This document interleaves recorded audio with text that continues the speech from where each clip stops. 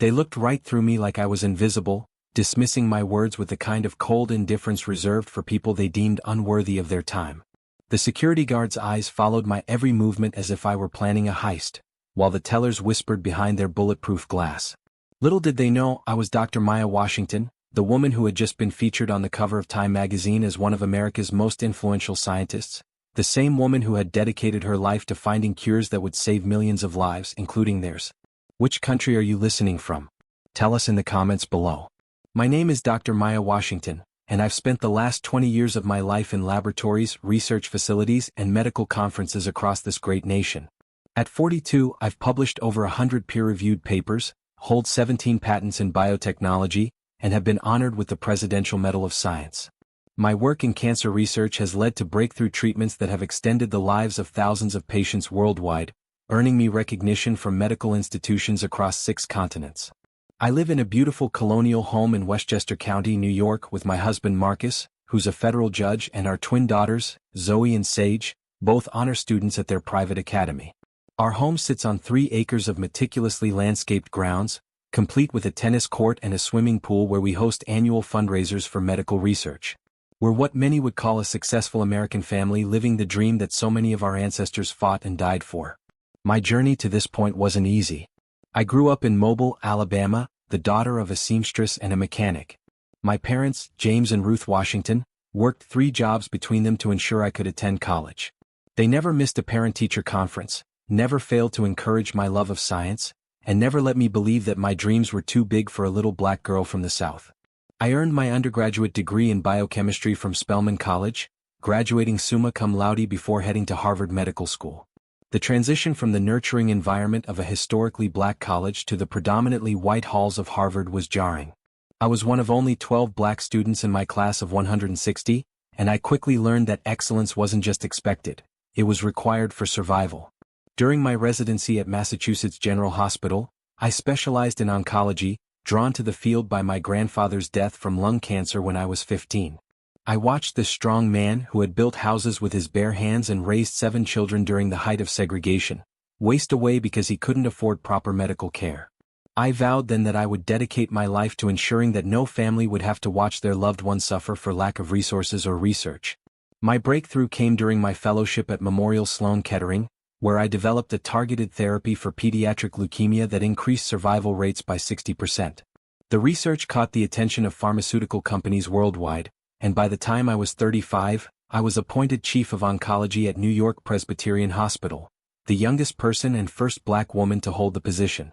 But success, I've learned, doesn't shield you from the harsh realities of being a black woman in America. It doesn't protect you from the assumptions, the microaggressions, or the moments when your humanity is questioned simply because of the color of your skin. No matter how many degrees hang on your wall, how many lives you've saved, or how many accolades you've received, there are still people who will look at you and see only what they expect to see, and what they expect is never good enough. This story takes place on a Tuesday morning in September, a crisp autumn day that painted the leaves in brilliant shades of gold and crimson. I had just returned from a medical conference in Geneva, where I presented my latest research on targeted cancer therapies to an audience of the world's leading oncologists. The presentation was met with a standing ovation, and 3 pharmaceutical companies had already reached out about licensing my patents. The European Union had also expressed interest in funding a multi-million-dollar research initiative based on my findings. I was riding high on the success, feeling grateful for the opportunities America had given me to pursue my passion for healing. My phone had been buzzing with congratulatory messages from colleagues around the world, and the medical journal Nature had confirmed that my latest paper would be featured on their cover next month. It felt like everything I had worked for was finally coming together. That morning, I needed to make what I thought would be a simple transaction at my bank. I had been banking with Meridian Trust for over 15 years, ever since Marcus and I bought our first home together. It was more than just a business relationship. I had recommended the bank to colleagues, attended their annual charity galas, and even served on their customer advisory board for 2 years. I knew the branch manager personally, or at least I thought I did. The transaction I needed to complete was significant but routine for someone in my position. I needed to wire $2.8 million to Johns Hopkins University to fund a new research initiative focused on developing treatments for rare pediatric cancers. The money represented a combination of speaking fees from my recent lecture tour, royalties from my patents, and a generous grant I had received from the Gates Foundation for my work in global health equity. This wasn't my first large transaction with the bank. Over the years, I had funded scholarships for underprivileged students, donated to medical research facilities, and even purchased a second home in Martha's Vineyard. Each transaction had been handled with professionalism and efficiency. I had no reason to expect this one would be any different. I dressed professionally that morning as I always do, a tailored navy blazer from my favorite boutique in Manhattan, a crisp white silk blouse, and the pearl necklace that had belonged to my grandmother, a woman who cleaned houses for wealthy families in Alabama but always told me that education was the key to freedom. She had saved every penny to buy those pearls, believing that one day her granddaughter would wear them in places she could only dream of.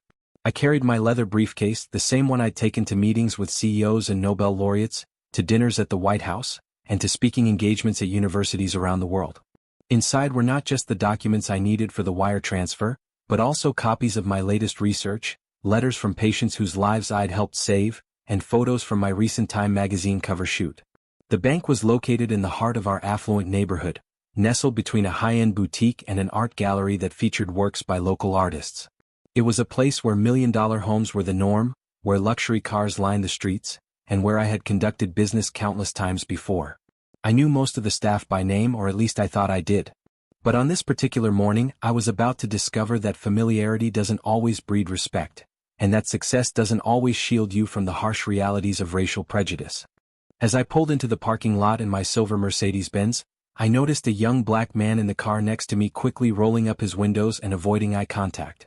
It was a look I recognized, the careful wariness of someone who understood that being black in certain spaces required a different kind of vigilance. I wished I could tell him that it would get easier, that success would insulate him from judgment, but I was about to learn that lesson myself all over again. I walked into the marble-floored lobby of Meridian Trust at precisely 10:30 a.m., my heels clicking against the polished stone with the confidence of someone who belonged there. The bank's interior was a study in understated elegance.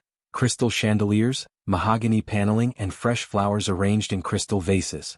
Classical music played softly in the background, creating an atmosphere of refined prosperity. The bank was bustling with morning activity, well-dressed professionals conducting their business, elderly clients discussing estate planning with financial advisors, and young couples applying for mortgages. The soft murmur of financial transactions created a familiar symphony of commerce that I had heard hundreds of times before. I approached the customer service desk where a young woman with perfectly styled blonde hair and a nameplate reading Jessica Martinez was typing on her computer. She appeared to be in her mid-20s, impeccably dressed in a conservative black suit with minimal jewelry. When she looked up at me, I noticed her smile, the kind of practiced expression that customer service representatives perfect, but something in her eyes suggested it was more performance than genuine warmth. "Good morning," I said warmly, setting my briefcase down beside me and extending the same courtesy I would to anyone. "I hope you're having a wonderful day. I need to speak with someone about arranging a wire transfer for my research foundation." Jessica's smile faltered slightly as she took in my appearance. Her eyes swept over me from head to toe, lingering on my face with an expression I knew all too well. It was the look of someone trying to reconcile what they were seeing with what they expected to see in this space. The pause was brief but unmistakable, that moment of cognitive dissonance that occurs when reality doesn't match preconceived notions. Okay," she said slowly, her voice taking on a tone that was both patronizing and cautious. "What kind of amount are we talking about here? Our wire transfer services start with a minimum of $500, and there are various fees associated with different types of transactions. We also have daily limits for security purposes." I maintained my composure, though I felt a familiar knot forming in my stomach. This was not how she had greeted the previous customer, a middle-aged white man who had requested a similar service without being questioned about amounts or limits. "I need to wire $2.8 million to Johns Hopkins University for a research grant I'm funding." Jessica's eyebrows shot up so high they nearly disappeared into her hairline, and she let out a small, incredulous laugh that seemed to escape before she could stop it. "I'm sorry, did you say $2.8 million? "Yes, that's correct," I replied, my voice steady despite the growing tension I felt in my chest.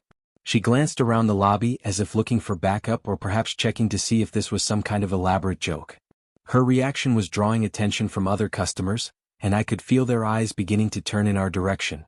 "Ma'am, I'm going to need to see some identification, and we'll need to verify your account information thoroughly." Large transactions like this require additional security measures and management approval. I understood the need for security. Banks deal with fraud attempts daily, and large transactions naturally require verification. But something in her tone, the way she emphasized large transactions like this, suggested this was more than routine protocol. The skepticism in her voice was palpable, and I noticed she hadn't mentioned these same security measures to other customers conducting substantial transactions. Still, I maintained my professionalism. I reached into my designer handbag and pulled out my driver's license and my platinum banking card, the one reserved for their highest-tier customers with accounts exceeding $1 million. I also provided my secondary identification, a medical license that clearly identified me as Dr. Maya Washington. Jessica examined my IDs with the intensity of a forensic scientist, holding them up to the light and comparing the photos to my face multiple times. She even used a special pen to check for counterfeiting, something I noticed she hadn't done for previous customers. Dr. Maya Washington, she read aloud, her voice carrying a note of skepticism that suggested she doubted the authenticity of my credentials. And you're saying you have $2.8 million available in your account with us? I'm saying I need to wire $2.8 million from my account. Yes, I corrected patiently.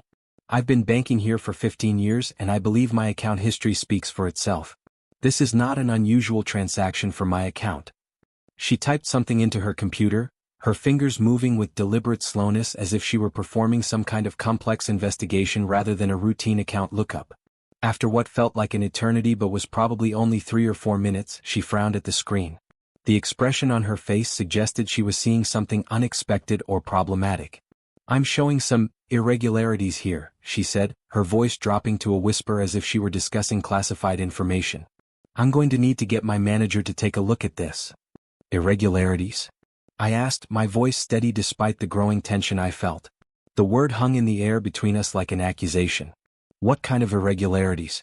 I've had this account for 15 years without any issues. Just stay here please, she said, not answering my question. She got up from her desk with an urgency that seemed disproportionate to the situation and walked toward the back offices, leaving me standing there like a suspect rather than a customer. I noticed that other customers were beginning to stare. The whispers started as soft murmurs but gradually became more audible. A middle-aged white man in an expensive Armani suit, who had arrived after me, was already being helped by another teller. I watched as he conducted what appeared to be a similarly large transaction, discussing investment transfers and international wire services, with ease and smiles. The teller even offered him coffee and asked about his upcoming vacation to Europe. An elderly woman with her poodle in a designer Louis Vuitton carrier was at another window, conducting what I could overhear was a substantial international transfer to what sounded like a Swiss bank account. The transaction was being processed with cheerful efficiency, complete with detailed explanations of exchange rates and transfer times. But I stood there, waiting, watching, feeling the weight of every stare and whisper. The knot in my stomach tightened as I realized what was happening. This wasn't about security protocols or account verification. This was about something much more fundamental and much more painful. Minutes passed, 10, then 15, then 20. I checked my Rolex, a gift from my husband on our 10th wedding anniversary, and realized I had been waiting longer than some customers took to complete their entire banking visit. My phone buzzed with a text from my research assistant asking about the Hopkins transfer, reminding me that time was of the essence for this particular funding deadline. When Jessica finally returned, she was accompanied by a heavy-set man in his 50s wearing a tie that was slightly too tight for his neck and a suit that had seen better days. His name tag identified him as Brad Morrison, branch manager, and his expression suggested he was approaching a problem that needed to be handled carefully. Mrs. Washington, he said, deliberately omitting my doctoral title despite having my medical license in front of him, I'm Brad Morrison, the branch manager. I understand you're trying to access a large sum of money from your account. The way he phrased it, trying to access, made it sound like I was attempting something illicit rather than conducting legitimate business. I took a deep breath, reminding myself of my grandmother's lessons about maintaining dignity in the face of disrespect. I'm Dr. Washington, I corrected gently but firmly, and I'm not trying to access money from my account. I'm trying to wire money from my account to Johns Hopkins University for a legitimate research grant. This is a standard transaction that I've conducted many times before, and one that falls well within my account limits and banking history. Brad's smile was even more condescending than Jessica's had been. It was the kind of smile that suggested he was dealing with someone who didn't quite understand how banking worked. Right, well, Dr. Washington, I'm sure you understand that we have to be very careful with these types of transactions. There's been a lot of fraud lately, particularly with impersonation schemes, and we need to make sure everything is completely legitimate. Of course, I said, though I noticed he hadn't mentioned fraud concerns with the other customers conducting large transactions. What specific verification do you need from me that isn't already in your system? Well, first, I need to understand the source of these funds, he said, his tone taking on the quality of an interrogation.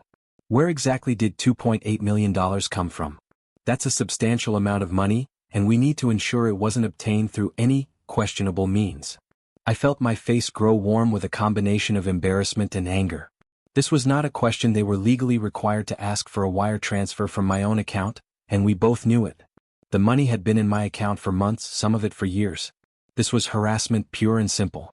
The funds are from my research grants, patent royalties, speaking fees, and consulting income, I explained, my voice remaining professional despite my growing frustration. All of which are well documented in my account history, my tax returns, and my financial records that you have on file. Brad nodded slowly, but his expression remained skeptical. He looked at me as if I had just claimed to be a princess from a foreign country. And you're saying you're some kind of scientist? The question hit me like a physical blow. I'm an oncologist and researcher, I said, my voice steady despite the pain of having to justify my very existence. I'm the chief of oncology at New York Presbyterian Hospital and a professor at Columbia University Medical School. I hold 17 patents in biotechnology and have been featured in numerous medical journals. Last month, I was on the cover of Time magazine for my contributions to cancer research. Jessica whispered something to Brad, and he nodded gravely, as if they were discussing national security rather than a routine banking transaction. The conversation was clearly about me, and their body language suggested they had already reached some kind of conclusion. Look, Dr. Washington, Brad said, his voice taking on a harder edge, I'm going to need to make some phone calls to verify this information. This kind of transaction requires additional oversight, and I need to confirm your identity and the legitimacy of these funds. Can you come back tomorrow afternoon? Come back tomorrow? I repeated, feeling the eyes of other customers on me. The lobby had grown quieter, with people pretending to focus on their own business while clearly listening to our conversation. I've been banking here for 15 years. My account information, employment history, and financial records are all in your system. Why would I need to come back tomorrow for a routine wire transfer that other customers are completing in minutes? Ma'am, there's nothing routine about a $2.8 million wire transfer, Brad said, his voice carrying a tone of exasperation as if I were being deliberately difficult. Especially when there are questions about. He paused, catching himself before completing the sentence. Especially when what? I asked, though I already knew the answer. The silence that followed was deafening. Especially when there are questions about the legitimacy of the funds and the identity of the account holder, he finished, but we both knew that wasn't what he was going to say. We both knew that what he really meant was, especially when the person requesting the transfer is black. I felt the familiar sting of tears behind my eyes, but I refused to let them fall. Not here. Not in front of these people who had already decided who I was based on nothing more than the color of my skin. I had faced this kind of discrimination before, in medical school during my residency at professional conferences, but it never got easier. If anything, it got more painful as I achieved more success, because it reminded me that no amount of accomplishment could shield me from the fundamental racism that still infected American society. I see, I said quietly, my voice barely above a whisper. And what specific questions might those be? Brad shifted uncomfortably, loosening his too-tight tie. Behind him, Jessica was fidgeting with her pen, avoiding eye contact. Both of them knew they were on dangerous ground, but they had already committed to their course of action. Look, I don't want to make this more difficult than it needs to be, Brad said, his tone suggesting that I was the one making things difficult. But we have policies in place for large transactions and I need to follow them. It's nothing personal, just business. Of course you do, I said, my voice steady despite the hurricane of emotions swirling inside me. Tell me, Mr. Morrison, what policies exactly require you to question the legitimacy of funds that have been in my account for years? What policies require you to ask a long-time customer to come back tomorrow for a routine transaction that other customers are completing without question? What policies allow you to treat a customer with suspicion and disrespect based on assumptions about their background? The lobby had grown noticeably quiet. Other customers were no longer pretending not to listen. I could feel their stares, their whispers, their judgment. At that moment, I wasn't Dr. Maya Washington, a renowned scientist and healer. I wasn't the woman who had been featured on magazine covers and invited to speak at international conferences. I was just another black woman being made to feel like a criminal for having the audacity to exist in a space where others thought I didn't belong. "I'm going to have to ask you to lower your voice," Brad said, glancing around nervously at the growing attention our conversation was attracting. "I'm not raising my voice," I replied calmly, though my heart was racing. "I'm simply asking you to explain why I'm being treated differently than other customers. I have a right to understand why my 15-year banking relationship is suddenly being called into question." "You're not being treated differently," he insisted, but his eyes wouldn't meet mine. The lie was so obvious that even he seemed uncomfortable saying it. "Really?" I asked, my voice carrying across the now silent lobby. "Because the gentleman who arrived after me just completed a large international transfer without being asked to prove the legitimacy of his funds. The woman with the poodle just wired money to what appeared to be a Swiss bank account without being asked to return tomorrow with additional documentation. But I, a customer of 15 years with an impeccable banking history, am being treated like a suspect." Jessica stepped forward, her face flushed with embarrassment but her voice defensive. "Ma'am, maybe you should just come back when you have more documentation. We're just trying to protect you and the bank from potential fraud." "More documentation? For my own money? In my own account? In my own bank?" The phrase hung in the air like an indictment. Protection from fraud, as if the fraud were not their treatment of me, but my very presence in their establishment. The next few minutes felt like hours. I stood there in that marble lobby, surrounded by whispers and stares, feeling smaller and more isolated than I had since I was a child growing up in the South. But this was worse somehow. This was 2024 in New York, in a bank where I had conducted business for 15 years. This was supposed to be different. This was supposed to be better. I thought about my grandmother, Mama Ruth, who had faced far worse humiliations with grace and dignity. She had been forced to enter through back doors, drink from separate water fountains, and endure daily indignities that would break most people's spirits. But she had survived, thrived even, raising a family and building a life despite the systemic racism that sought to destroy her. I thought about my parents who had worked multiple jobs to send me to college, who had sacrificed their own comfort so that their daughter could have opportunities they could only dream of. They had faced their own battles with discrimination. My father denied promotions because of his race. My mother passed over for teaching positions despite her qualifications. But mostly I thought about my daughters, Zoe and Sage, who would inherit a world where their mother's success still couldn't shield them from the assumption that they didn't belong in spaces of power and privilege. What would I tell them about this moment? How would I explain that their education, their accomplishments, their character could all be dismissed because of the color of their skin? The weight of generational struggle pressed down on me as I stood there, feeling the eyes of strangers judging me, measuring me, finding me wanting despite everything I had achieved. But then I remembered something else my grandmother had taught me. "Baby girl," she used to say, "they can try to make you small, but your spirit is bigger than their hate. Don't you ever let them convince you to shrink." I thought about the choice I had at this moment. I could accept their treatment, come back tomorrow with more documentation for my own money, and perpetuate a system that assumed the worst of people who looked like me. I could smile, apologize for the inconvenience, and quietly endure this humiliation for the sake of keeping the peace. Or I could stand up, not just for myself, but for every black woman who had been made to feel small in spaces where she had every right to be. I could refuse to accept treatment that was unacceptable, and use this moment to shine a light on the everyday racism that most people prefer to ignore. "You know what?" I said, my voice carrying across the now silent lobby with a clarity that surprised even me. "I think there's been a misunderstanding here." Brad looked relieved, probably assuming I was about to back down and accept their unreasonable demands. "Good, I'm glad you." "The misunderstanding," I continued, cutting him off, "is that you think I'm going to accept this treatment and quietly go away." His face darkened, the mask of customer service politeness finally slipping. "Ma'am, I think you need to calm down."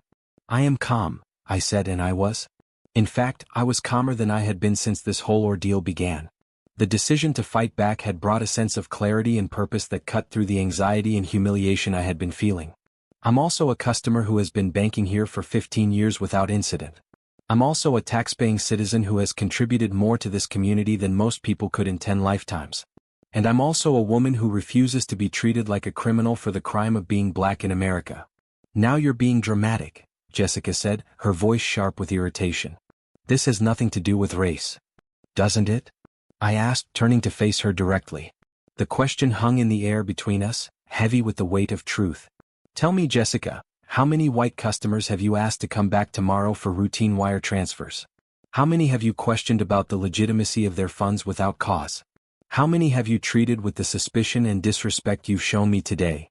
She opened her mouth to respond, then closed it again, realizing that any answer would only confirm what we all knew to be true. I thought so, I said, turning back to Brad. So here's what's going to happen. You're going to process my wire transfer today, right now, just like you would for any other customer. Or I'm going to file a complaint with the Federal Reserve about discriminatory banking practices. And then I'm going to contact my attorney about a civil rights lawsuit. And then I'm going to call every news outlet in New York City and tell them exactly how Meridian Trust treats its black customers. Ma'am, there's no need for threats, Brad said, but I could see the uncertainty creeping into his eyes. The confidence he had displayed earlier was beginning to crack. They're not threats, I replied, my voice steady and professional. They're promises. Because I'm not just Dr. Maya Washington, your customer. I'm also Dr. Maya Washington, the woman who was featured on the cover of Time magazine last month. Dr. Maya Washington, who testified before Congress about healthcare innovation. Dr. Maya Washington, who has the phone numbers of senators, Supreme Court justices, and civil rights attorneys in her contacts list. I reached into my briefcase and pulled out a copy of the Time magazine with my photo on the cover. The headline read, "The Healer, Dr. Maya Washington's revolutionary cancer research gives hope to millions." I placed it on the counter between us, watching as both Brad and Jessica stared at it in shock. You see, I continued, my voice carrying across the silent lobby, while you were busy assuming I was somehow unworthy of your basic respect, you missed the fact that I'm one of the most recognized scientists in America. While you were questioning my right to access my own money, you forgot to consider that I might be someone with the platform and resources to make sure this never happens to another person. I could see other customers pulling out their phones, some recognizing me from the magazine cover or from the numerous television interviews I'd given over the past month. Others were simply documenting what was clearly becoming a significant incident. The story was about to become very public very quickly. Now, I said, my voice steady and professional, would you like to process my wire transfer, or would you prefer to explain to your corporate headquarters why you discriminated against a customer who happens to be one of the most recognizable scientists in the country? My phone started buzzing with notifications. Word was already beginning to spread on social media, as people in the lobby began posting about what they were witnessing. Hashtag Dear Washington at the bank was about to trend, and Brad Morrison was beginning to realize the magnitude of his mistake. Dr. Washington, he said, his voice now trembling slightly, please, let me get this sorted out for you right away. There's no need for this to escalate further. Oh, but there is, I said, my voice carrying a weight of determination that surprised even me. You see, this isn't just about me. This is about every black woman who has been made to feel like she doesn't belong in spaces like this. This is about every person of color who has been treated as suspicious simply for existing in predominantly white spaces. This is about a system that assumes the worst of people based on nothing more than the color of their skin. Brad's hands were shaking as he reached for the magazine. He stared at the cover, then at me, then back at the cover, his face cycling through expressions of disbelief, recognition, and dawning horror at the magnitude of his mistake. Dr. Washington, he said, his voice barely above a whisper, I had no idea. I'm so sorry for the confusion. The confusion? I repeated, my voice sharp with controlled anger.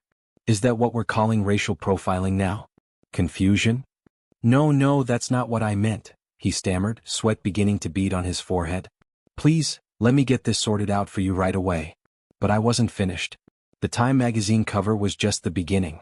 I reached into my briefcase again and pulled out a folder containing documents that told the story of my life's work. Letters of recommendation from Nobel laureates, photographs from my White House visit where I had advised the president on healthcare policy, and news clippings from my recent research breakthrough that had been covered by every major news outlet in the country. Since you seem so concerned about my identity and credentials, I said, spreading the documents across the counter methodically, here's a letter from the President of the United States congratulating me on my contribution to American science and inviting me to serve on the National Science Advisory Board. Here's a photograph from my dinner at the White House last month, where I briefed the cabinet on healthcare innovation. Here's a news article from CNN about my research that has led to a 60% increase in survival rates for children with leukemia. The crowd that had gathered around us was growing larger by the minute. I could see people recognizing me from my recent media appearances, whispering to each other, pulling out their phones to capture what was clearly becoming a significant moment. This was exactly what I had hoped would not happen when I walked into the bank that morning, but it was also exactly what needed to happen. And here, I said, pulling out my phone and scrolling to my text messages, is a conversation from yesterday with Senator Williams asking if I'm available to testify before Congress next week about healthcare policy. And here's an email from the Gates Foundation about expanding our global health initiative. And here's a message from the director of the World Health Organization inviting me to speak at their annual conference in Geneva. I continued pulling out documents and photos, each one painting a picture of a life dedicated to service and achievement.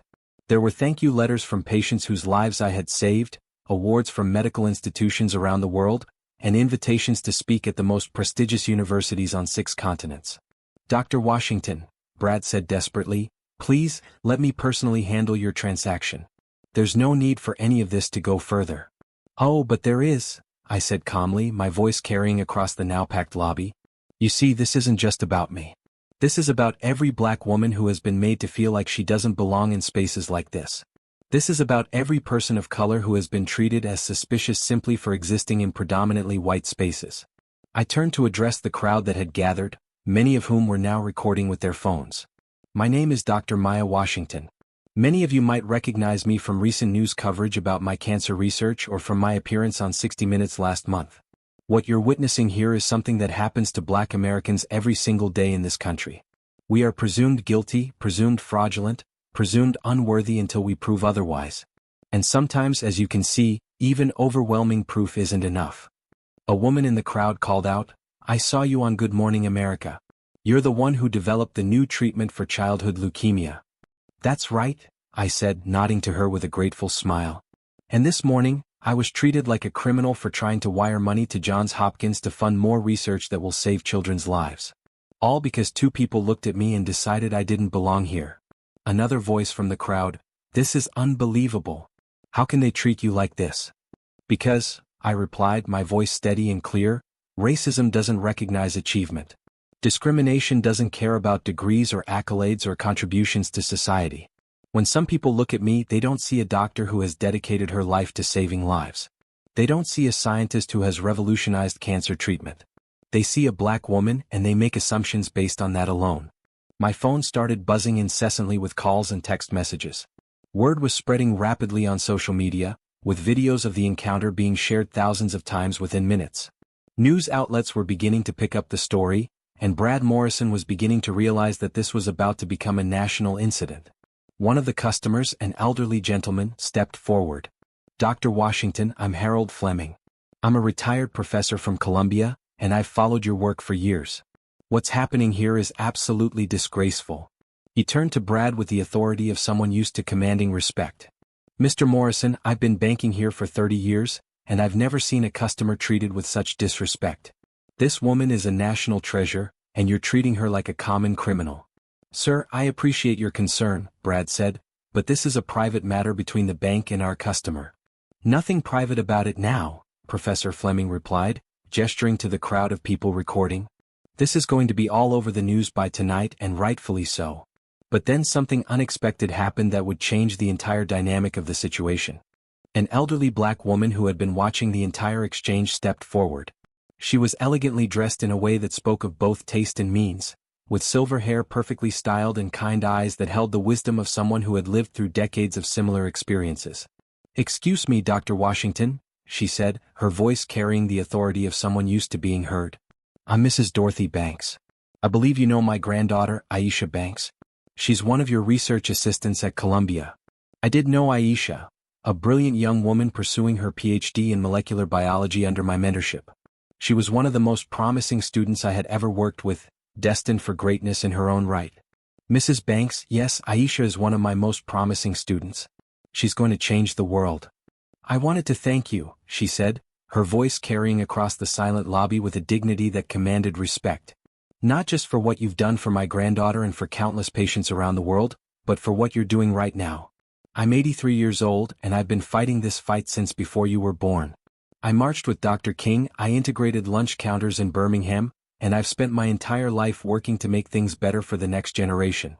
She turned to face Brad and Jessica, her voice taking on the steel of someone who had faced down much worse than a bank manager's prejudice. You should be ashamed of yourselves. This woman has dedicated her life to saving lives, and you treated her like a criminal. But more than that, you treated her the way you would treat any black woman who walked through that door, famous or not. And that's the real problem, isn't it?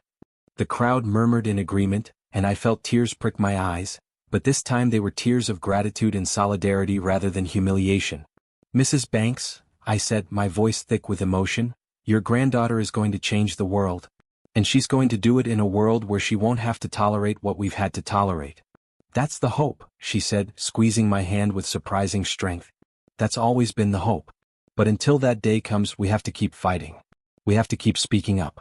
We have to keep refusing to accept the unacceptable. She looked directly at Brad, her eyes flashing with decades of accumulated righteous anger. Young man, you have no idea who you're dealing with. Dr. Washington isn't just a brilliant scientist. She's part of a long line of black women who have refused to be made small by people like you. And we're not going anywhere. The power of her words reverberated through the lobby. This wasn't just about one incident of discrimination. It was about generations of struggle, about the ongoing fight for dignity and respect, about the refusal to accept second-class treatment in any form. My phone rang and I looked at the caller ID. It was the producer from Good Morning America. Excuse me, I said to Brad, answering the phone. Yes, this is Dr. Washington. Yes, I'm aware the video is going viral. Yes, I'm available for an interview this afternoon to discuss what happened. I hung up and looked at Brad, whose face had gone completely white. That was Good Morning America. They want to interview me about what just happened here.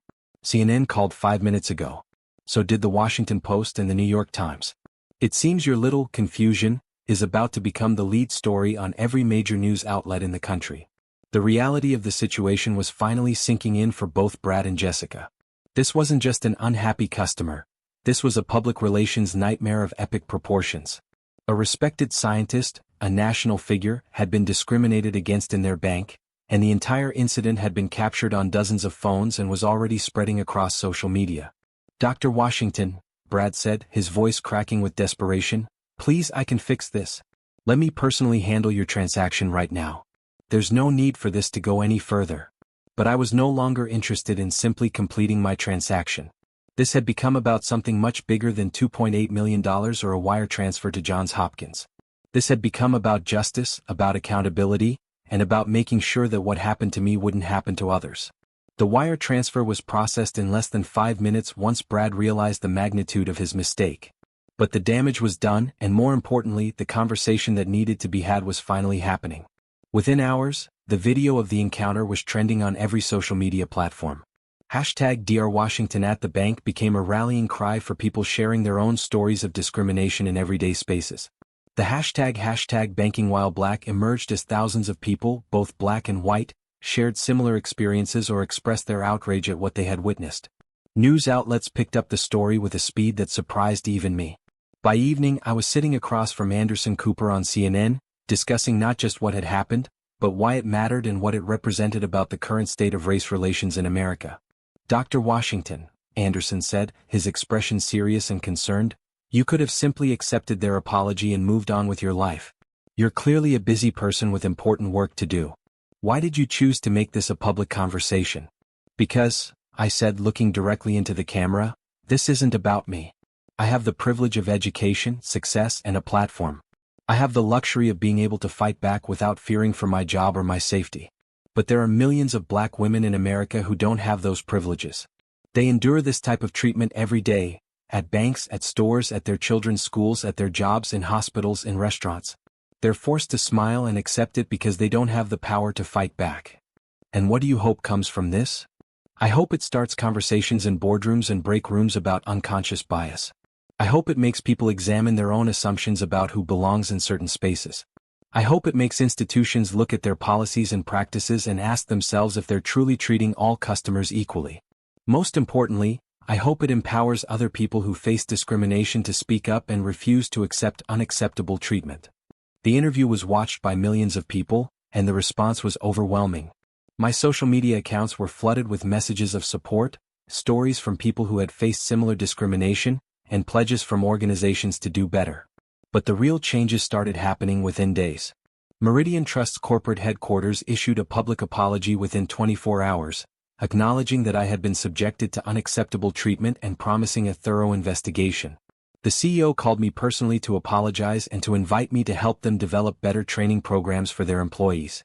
Within a week, Meridian Trust announced a comprehensive review of their policies and procedures, mandatory bias training for all employees, and a $2 million donation to organizations fighting financial discrimination. They also established a customer advocate program to ensure that similar incidents would be investigated and addressed immediately. Brad Morrison was quietly transferred to a different branch and required to complete extensive diversity and inclusion training before being allowed to work with customers again. Jessica was enrolled in a mentorship program designed to help employees understand the impact of unconscious bias on customer service. But the changes extended far beyond Meridian Trust. Banks across the country began reviewing their own policies and training programs. The American Bankers Association invited me to speak at their annual conference about creating inclusive banking environments. Several states introduced legislation requiring bias training for employees in customer-facing positions. More importantly, I started receiving messages from Black women across the country sharing their own stories and thanking me for giving them the courage to speak up when they faced similar treatment. Young girls sent me pictures of themselves in science labs, inspired by seeing someone who looked like them refusing to be made small. The Johns Hopkins Research Project was funded without further incident, and 6 months later, our team announced a breakthrough in treating aggressive childhood cancers. The irony wasn't lost on me that the money they had initially refused to wire was now saving the lives of children of all races and backgrounds. But perhaps the most meaningful moment came 3 months later, when Aisha Banks defended her doctoral dissertation. As she stood before the panel of distinguished professors, confidently presenting her research on gene therapy, I thought about the chain of courage that had led to this moment, from her grandmother's generation fighting for basic civil rights, to my generation fighting for the right to be treated with dignity in everyday spaces, to Aisha's generation, who would hopefully face fewer barriers but would be prepared to fight when they encountered them. After the defense, Aisha approached me with tears in her eyes. "Dr. Washington, I want to thank you for what you did at the bank. Not just for the principle of it, but for showing me that we don't have to accept poor treatment just because we're Black women in spaces where we're not expected to be. You would have figured that out on your own," I told her, meaning every word. "You're stronger than you know, and you come from a long line of strong women." "Maybe," she said, "but it helps to see someone who looks like me refusing to be made small. It helps to know that success doesn't mean we have to be silent about injustice." 6 months later, I received an invitation that brought the story full circle. Meridian Trust asked me to speak at their annual employee conference about diversity, inclusion, and the importance of treating every customer with dignity and respect. They had implemented the changes they promised, and their customer satisfaction scores among minority customers had improved dramatically. I accepted the invitation not because I had forgiven their treatment of me, but because I believed in the possibility of change and growth. Standing before an audience of bank employees, I told them my story not to shame them, but to help them understand the impact of their actions on the people they serve. When you work in customer service, I told them, you have the power to make someone's day better or worse. You have the ability to treat people with dignity and respect, or to make them feel small and unwelcome. The choice you make at that moment says nothing about the customer, it says everything about you. I could see the impact of my words on their faces. These weren't bad people. They were people who had been operating with unconscious biases that they had never been forced to examine. By sharing my story, by making the invisible visible, we were creating the possibility for real change. The bank also established the Dr. Maya Washington Excellence in Customer Service Award, given annually to employees who go above and beyond to ensure that all customers are treated with dignity and respect. While I was honored by the gesture, I was more pleased by what it represented, a commitment to doing better. As I sit here now, reflecting on that day at the bank and everything that followed, I realized that the most important lesson wasn't about standing up to discrimination, though that was certainly part of it. The most important lesson was about the power we have to change narratives, to refuse to accept the limitations that others try to place on us, and to use our voices not just for ourselves, but for those who may not have the same opportunities to be heard. I think about my grandmother, Mama Ruth, who cleaned houses for families who never saw her as more than the help, but who raised a daughter who became a teacher, who raised me to become a doctor and researcher. She never lived to see me on the cover of Time magazine or receive the Presidential Medal of Science, but she knew that every generation should stand a little taller than the one before. I think about the generations of black women who swallowed their pride and endured humiliation so that their children and grandchildren could have better opportunities. They faced far worse than what I experienced at the bank, and they did it with grace and dignity that inspires me every day. But I also think about the choice I made that day, not to swallow my pride, not to accept treatment that was unacceptable, and not to let the moment pass without consequence. Because sometimes, the most radical thing you can do is simply refuse to accept being made small. The truth is, success doesn't insulate you from racism. Education doesn't protect you from discrimination. Achievement doesn't shield you from the assumptions people make about you based on your appearance. But what success, education, and achievement can give you is the platform and the power to fight back when you face injustice. And that's what I learned that day at the bank. They judged me by my skin color, assumed I was somehow unworthy of their respect, and tried to make me prove my worth simply for existing in their space. But I showed them, and more importantly, I showed everyone watching, that we don't have to accept that treatment. We don't have to make ourselves smaller to make others comfortable. We don't have to prove our worth to people who have already decided we're worthless. The real victory wasn't in the apology or the policy changes or the media coverage. The real victory was in the refusal to accept the unacceptable. It was in the choice to use my voice not just for myself, but for every black woman who has been made to feel like she doesn't belong in spaces where she has every right to be. Because in the end, they didn't just judge me by my skin, they underestimated the strength of my spirit, the power of my voice, and the depth of my commitment to justice. And that, more than any professional accolade or scientific breakthrough, is what I'm most proud of. The bank saw a black woman and assumed she was less than. What they didn't see was a woman who had spent her entire life proving that assumption wrong, not just through her achievements, but through her unwavering belief in her own worth and the worth of every person who looks like her. They thought they could make me small.